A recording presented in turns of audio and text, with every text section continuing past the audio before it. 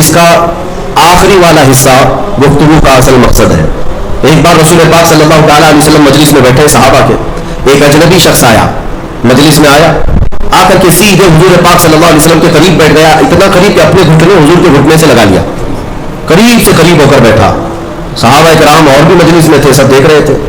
اور وہ اجنبی جو شخص آیا تھا اس کو کوئی بھی پہچانتا نہیں تھا. اس نے آتے ہی سوالات کرنا شروع کیا. سب سے پہلے اس نے پوچھا مل ایمان, ایمان کسے کہتے ہیں؟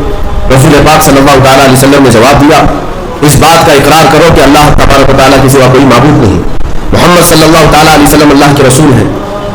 فرشتوں پر اور اللہ کی کتابوں پر, رسولوں پر, تقدیر پر, قیامت کے دن پر اور مرنے کے بعد دوبارہ زندہ ہونے پر یقین رکھنا. اس اجنبی شخص نے پوچھا مل اسلام, پھر اسلام کیا ہے؟ حضور پاک صلی اللہ علیہ وسلم نے اس کا بھی جواب دیا, اللہ کی وحدانیت اور محمد صلی اللہ علیہ وسلم کی رسالت کا اقرار کرنا, نماز پڑھنا, روزے رکھنا رمضان کے, زکوٰۃ دینا مالک نصاب کو, اور حج کرنا صاحب استطاعت کو, یہ اسلام ہے. 2 سوالات ہو گئے. تیسری مرتبہ اس نے سوال کیا مل احسان, احسان کیا چیز ہے؟ احسان نیکی کو کہتے ہیں. احسان یہی پورا تصوف ہے جس کو لے کر آج صوفیاء اکرام چلتے ہیں.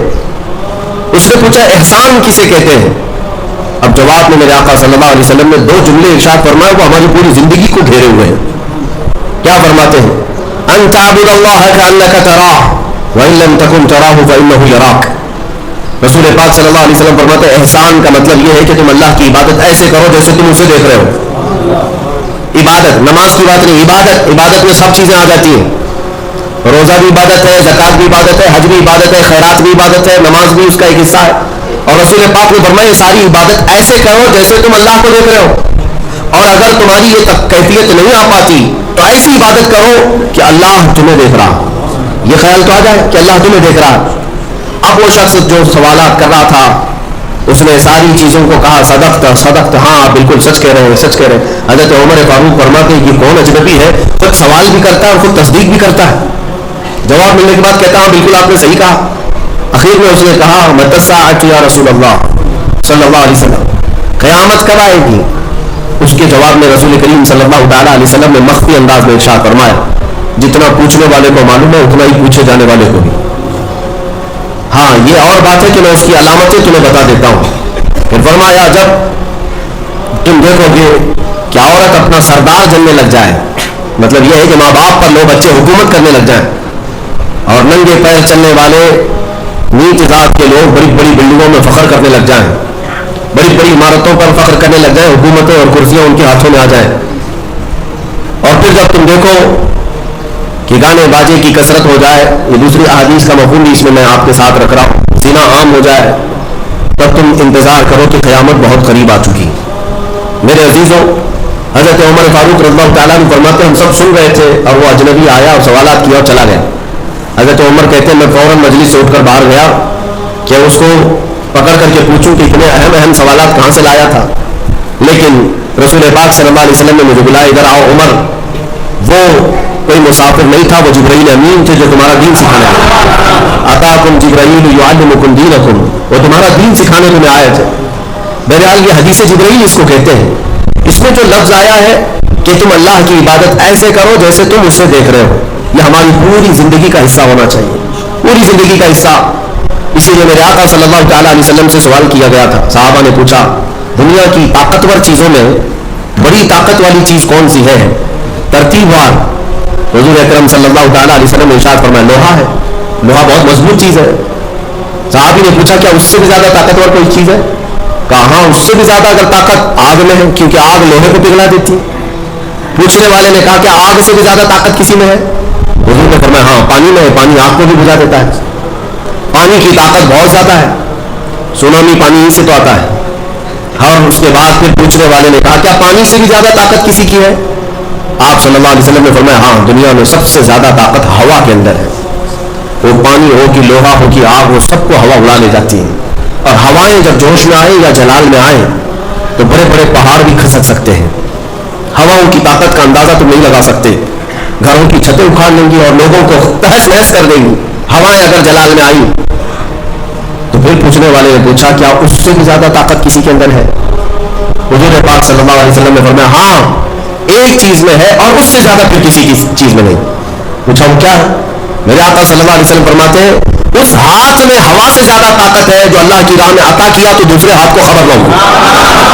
یہ اخلاص والا ہاتھ ہے. اخلاص والا ہاتھ کہ اسے خود خبر نہ ہوئی ہو کہ اس نے اللہ کی راہ میں دیا ہے تو کتنا دیا, کیسے دیا. میرے عزیزوں, یہ اس کو اخلاص کہتے ہیں. یہ خالص اللہ کے لیے دیا, خالص اللہ کے لیے دیا. اس کی طاقت بہت زیادہ ہے. بنی اسرائیل میں ایک خاتون تھی اور اس کا بڑا گھرانہ تھا. اس کا باپ جو تھا وہ بڑا کنجوس اور بخیل آدمی, بڑے پیسے والا. ایک دن ایسا ہوا کہ یہ جو لڑکی تھی, جوان لڑکی, اس نے باہر ایک فقیر کو دیکھا جو بڑا مجبور تھا, ضرورت مند تھا. اس کو اٹھا کر کے اچھی خاصی دولت اپنے باپ کی دے دی. اور باپ کو پتا چلا تو اتنا غصے میں آیا کہ میں پھوٹی گھوڑی نہیں دیتا اور تو اتنی بڑی دولت اٹھا کر دے دی.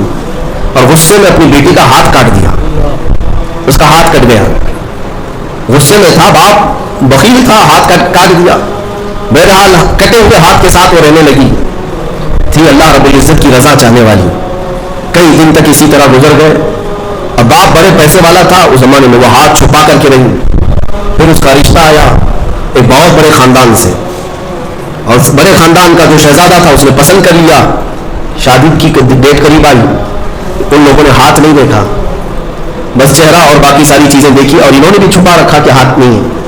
کٹے ہوئے ہاتھ کے ساتھ کون شادی کرے گا. بہرحال شادی ہو گئی. شادی ہونے کے بعد وہ گھر رخصت ہو گئی. اپنے نئے دولہے کے ساتھ وہ اپنے گھر پر بیٹھی ہے دسترخوان پر. وہ بائیں ہاتھ سے کھایا کرتی تھی, ایک ہاتھ کو کٹا ہوا تھا, چھپا کر کے رکھتی تھی. دسترخوان پر جب بیٹھی, اس کا نیا دولہا ہے, اس کے گھر والے, کھانے کے وقت اب ہاتھ نکالنے کی باری آ گئی. وہ بائیں ہاتھ سے کھا رہی تھی تو اس کے شوہر نے کہا کہ کیا سیدھے ہاتھ سے نہیں کھا سکتی, سیدھے ہاتھ سے کیوں نہیں کھا سکتی.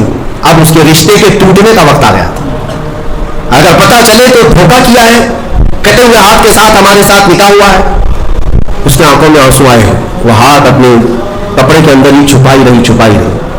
اچانک اسے غیب سے ایک آواز آئی, اے میری بندی ہاتھ نکال. اس نے اپنے دوپٹے کے اندر سے ہاتھ نکالا تو سیدھا ہاتھ پورا صحیح سلامت تھا. پھر وہ زمانہ موسیٰ علیہ السلام کا تھا. ان کی بارگاہ میں حاضری دے کر اس نے اپنا یہ واقعہ سنایا. سیدنا موسیٰ کلیم اللہ فرمانے لگے, مولا نے مجھے یہ وحی دے کر بھیجا اور ارشاد فرمایا کہ اے موسیٰ, ہم اس ہاتھ کو شرمندہ نہیں ہونے دینا چاہتے جو ہاتھ میری بارگاہ میں اخلاص سے اٹھاؤ. میرے عزیز, یہ اخلاص کی دولت ہے. جو خالصتاً اللہ کے لیے کچھ کیا ہو, مولا اسے کبھی ذلیل نہیں ہونے دیتا, اسے بے عزت نہیں ہونے دیتا. اسی لیے کچھ کام ایسے کر جاؤ جو خالصتاً اللہ کے لیے ہو. رب تبارک و تعالیٰ کے لیے اب تک کیا کیا ہے اس کا بھی آپ کے پاس کچھ تو ہونا چاہیے.